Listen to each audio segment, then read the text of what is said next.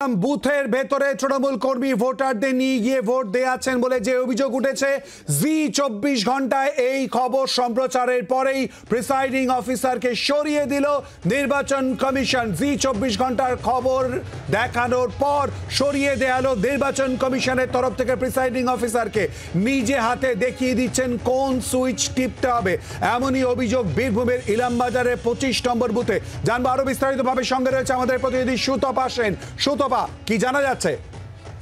দেখো, তুমি জানো যে 100% ওয়েবকাস্টিং এর ব্যবস্থা আছে নির্বাচন কমিশন দপ্তরে, এবং তার ফলে এই অভিযোগ যখন এসে পৌঁছায় যে ইলামবাজারের 25 নম্বর বুথে একজন ব্যক্তি তিনি নিয়ে গিয়ে ভোটারদের দিয়ে ভোট দেওয়াচ্ছেন, সঙ্গে সঙ্গে কিন্তু ওয়েবকাস্টিং এর মাধ্যমে ওই বুথে পৌঁছে যায় নির্বাচন কমিশন এবং দেখা যায় একদম সঠিক অভিযোগ, এবং সেখানে বারবার একজন ভোটারদের নিয়ে গিয়ে ঢুকে সেখানে ভোট দেওয়া হচ্ছে। এবং এই ঘটনা দেখার পরে সঙ্গে সঙ্গে ব্যবস্থা নেয় নির্বাচন কমিশন, প্রিসাইডিং অফিসারকে সরিয়ে দেওয়া হলো।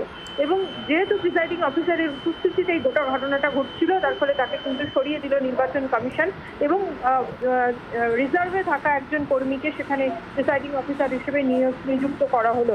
অর্থাৎ বুঝতেই পারছো যে একেবারে তৎক্ষণাৎ ব্যবস্থা নিল নির্বাচন কমিশন ওয়েবকাস্টিং এর মাধ্যমে গোটা বিষয়টি দেখার পর। ধন্যবাদ সুতপা। কথা বললাম আমাদের প্রতিনিধি সুতপা সেনের সঙ্গে। জি 24 ঘন্টা ইম্প্যাক্ট এই খবর দেখানোর পর ইতিমধ্যেই কিন্তু নির্বাচন কমিশনের তরফ থেকে সিদ্ধান্ত, এই পুরো বিষয় সামনে আসার পর জি 24 ঘন্টায় খবর সম্প্রচারের পর প্রিসাইডিং অফিসারকে সরিয়ে দিল নির্বাচন কমিশন।